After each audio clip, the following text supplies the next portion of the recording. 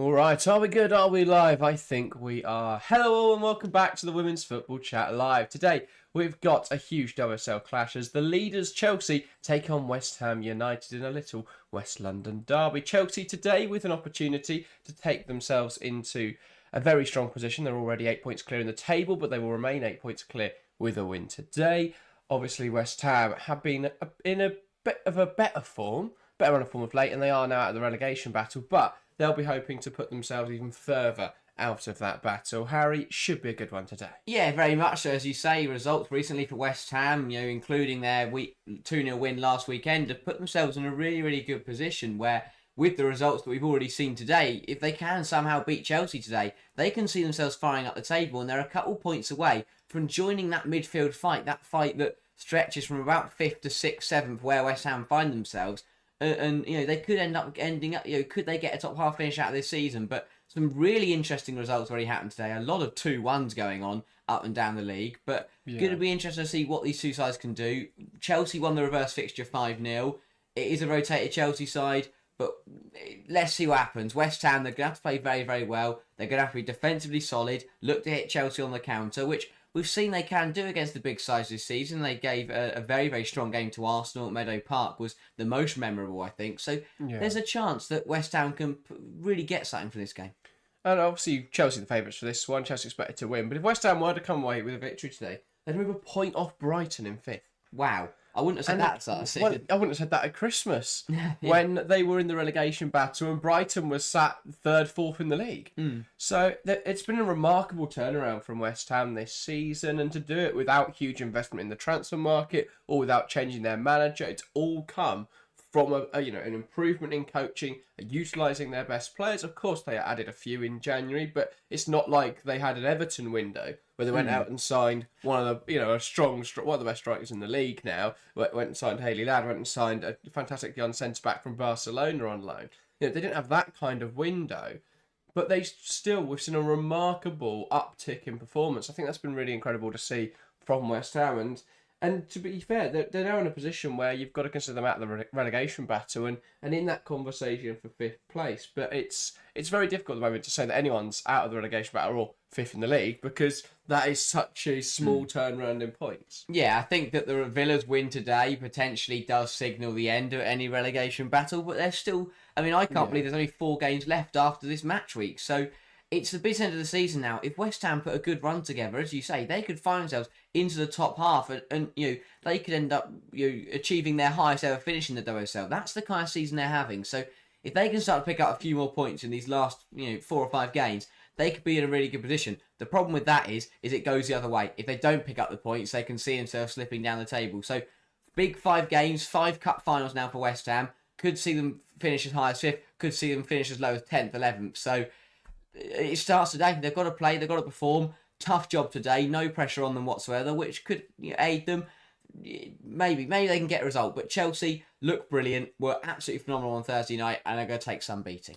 Well, we'll talk Chelsea in a moment, but let's first have a look at the lineups for today's game. Of course, we are at Kingsmeadow for Chelsea versus West Ham, so we'll start with the home side. For Chelsea, it's a 4-1-4-1, the same sort of formation of 4-3-3 that they've been using in the last few weeks. In goal, it's Hannah Hampton, a back 4 of Lawrence, Captain Millie Bright, Natalie Bjorn and Neve Charles. In defensive midfield, it's Oriane Jean-Francois. Then across the 4, Hermano, Nuskan Cuthbert and Katerina Macario, and leading the line, Aggie Beaver-Jones. Now, this Chelsea side could look quite different in a sense with the same 11 players, because we could quite easily see Macario up front, Aggie Beaver-Jones out wide. How do you expect that attacking lineup to look for Chelsea? I'd expect Beaver-Jones to lead the line. I think that Macario hasn't featured in either the flank or leading the line this season, has played as that number 10. So either way, Macario's going to be playing elsewhere to where we usually see her. But overall, that Chelsea front 3... Well, she could be playing in the 10, in which I've got huge questions as to when Nus could lead the line.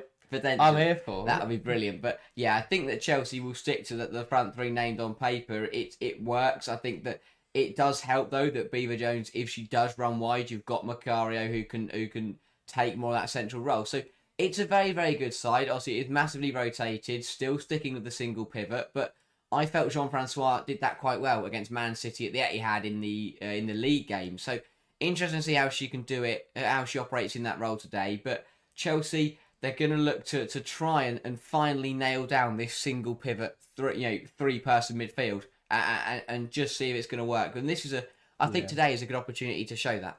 Yeah, indeed. Good point by Maria saying it's a lot of minutes for Millie Bright. I think that's something interesting to talk about. She was one of the only players, I think there was 5 players who played every minute of the Chelsea-Man City saga. She obviously played 360 minutes in that. Is that a concern at this stage in the season? Would you expect to see Melissa Pomé come in today and offer that rotation option? I obviously know that Naomi Gurma's out injured, and that has created a bit of an issue. And obviously, Kadisha Buchanan as well. But I'm surprised we haven't seen a bit of rotation in that back line.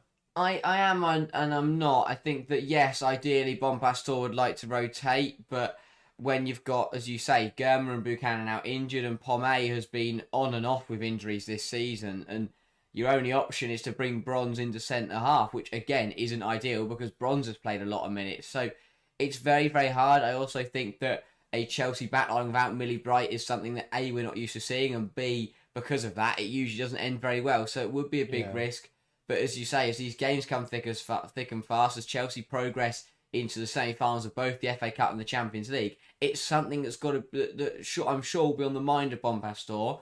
You'd like to think, though, once Naomi Gurma is back, once there's a bit more rotation in the legs, potentially Millie Bright will get an opportunity to at least, even if it was a half or something, just have a bit of a rest. But it's something that needs to be watched out for. Well, could we not have seen Siok and Nuskin play in that role? We saw her play pretty much every position apart from in goal under Emma Hayes. Could we not have seen Siok and Nuskin at centre-back today? Potentially so, but again, that then opens up problems in itself because Nuskin didn't play on Thursday, but the likes of Walsh did, and Walsh played 90 minutes, and it's really hard to balance. I think it's the way Bonpastor looks at it is that she's got to prioritise who she rests, and at the end of the day, prioritise who needs to start. And I think she realises not only do the players like Walsh need a rest, but also Millie Bright is a key part of this Chelsea side. Yeah, I mean, if I was Bonpastor, I would be pulling her out of international duty. As much as from an England perspective, we want to see Millie Bright in the squad.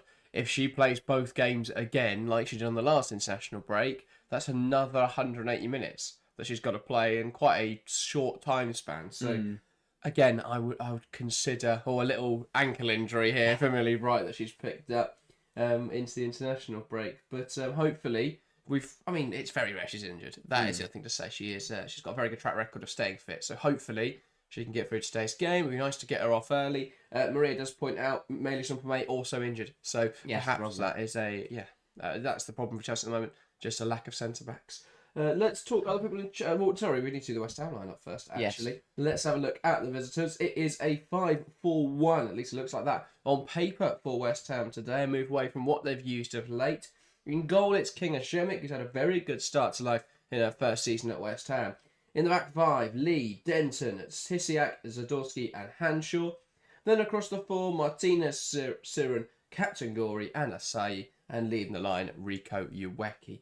I would expect this could look more of a 5-2-3. This could also look like a 4-4-2 if we were to see either Denton or Lee push up at the right midfield, and then we see the 4-4-2 shape that West Ham are more familiar with of late. So could look more like that. Either way, decent side for West Ham. Yeah, it's a side that I think that has shown a lot of potential this season and has a lot of potential, but sometimes doesn't really get the result or doesn't really bring that performance. So I'm intrigued to see what kind of level they can bring today. I do think that they have struggled at times against sides to just shut them out, but they did very, very well last weekend against Tottenham. This West Ham side packs a punch on the counter with that front three of Asayi, Uweki and Martinez. They've caused problems for the majority of sides in this division. The problem for West Ham has come in their own defensive third with conceding goals. They ship way too many. The Arsenal game, the fact they led that one 3-1 and lost 4-3 was an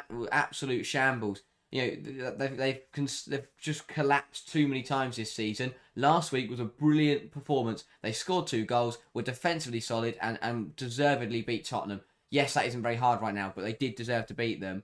They did very, very well. And to be fair, actually, Tottenham turned up for that game. But overall, West Ham, again, they need another defensively solid performance and look to hit Chelsea on the break. We've seen the likes of Everton come to Kings Meadow this season and go 2 minutes away from taking a result because they were defensively solid and then hit Chelsea on the break.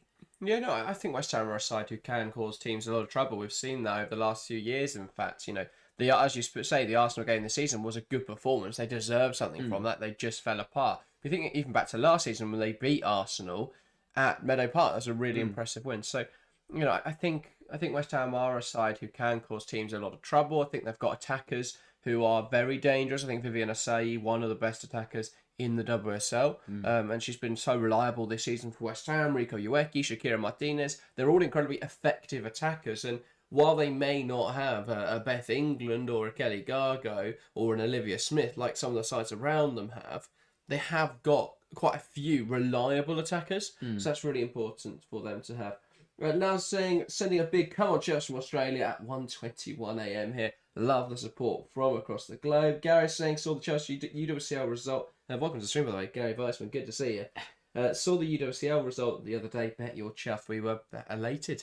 Sang all the way home from Stamford Bridge. Well, Harry slept, but I was loving it. Couldn't rest. HB says Duo is back. Let's go. It's good to see you, HB. It feels like it's been a while. It was only last Wednesday I was last on a stream, but we've had 5 streams between then. Harry's making sure to keep count. Yeah.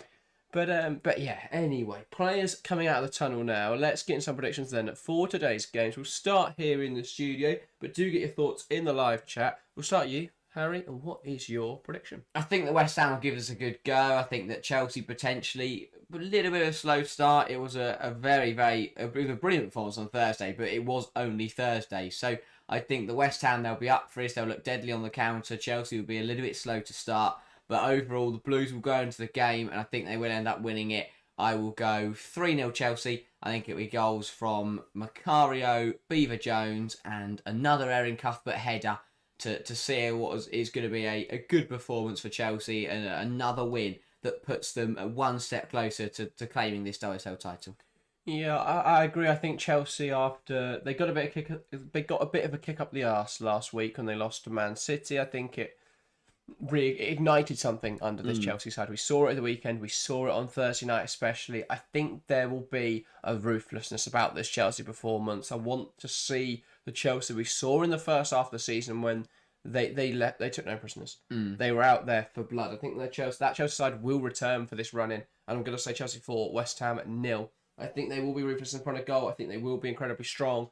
No slight on West Ham, but West Ham have made defensive errors this season. We speak on their strengths, but there have been gaps in this West Ham team at times. So I think Chelsea will exploit those today. I'm going to say a Aggie Jones goal, a Jean-Francois goal, I fancy a bit of a rogue one, a Niamh Charles goal, and I will say a Mia Fischel off the bench to score as well. Yeah. Because I think if Chelsea are in the position today where they're comfortable, giving Fischel minutes would be really important. But yeah, she's it's good to see her back from injury, and hopefully she can get back firing and in the side. Howard Allen Hart asks how to watch this match. If you're in the UK, it's on Sky Sports. If you're unable to watch that as a consequence, then feel free to join us for today's stream. Samuel Joseph says, what about Becky Spencer? What is Sonia doing with her? Becky Spencer isn't going to play, and rightfully so. She's not really at the required level. She is there as a in case of emergency player. She's a player who is a fairly dependable goalkeeper, or at least she used to be. But she's not going to play unless there's an injury to Hannah Hampton. No. Which, was always a deal. She was going to come in, get paid for 6 months to come and sit on the bench. Yeah, her options were to be third choice at Tottenham or to be Chelsea's emergency loan. You're going to choose Chelsea's emergency loan, but she's going to pick up at least 2 medals this season, you'd expect. And that's possibly 4. And that's the thing. Chelsea, they are 8 points away from confirming this WSL title, and that's if Man United or Arsenal go completely flawless through the run, which again is very unlikely, saying they've all got to play each other. So Chelsea, they know they're only a handful of wins away now, and when Chelsea do get to that point, we've seen in recent years, there is that ruthlessness, there is that inevitability that they know how to get across the finish line. They're very, very close now. 4 to play after today. If they get a win today, then they have one hand on that WSL title. Yeah, I was looking at how early Chelsea can win, not to be too overzealous, but I was having a look at how early Chelsea could secure this title. It could be the Manchester United game at their place. I mean, that would be an absolute killer. Which would be an interesting one. If they were to lose to Manchester United, then Chelsea could win it at Tottenham. Yes. On the penultimate game of the season, if it goes down to that 5-point margin, it would be nice to win it at Tottenham away. Would be nice to win it at United away. Both are fantastic days. Yeah, it now depends on where they reschedule the games for, because with the UWCL dates coming out, we don't know when, because the Chelsea Man United and something else have been moved. Crystal Palace. Yes, that's the one. Anyway, we'll be Chelsea to get us started in this game. Both sets of players taking a knee and a stand against all forms of discrimination before we kick off here. And it will be Katerina Macario from the middle to get us started. Knocks it back and we're underway here at Kings Meadow. It's Chelsea versus West Ham. This last game on this WSL Sunday. And Chelsea moving the ball at a tempo. Looking to try and start this game quickly. Bjorn sending it forwards. Looking for Macario. It does seem to be more of a two up front.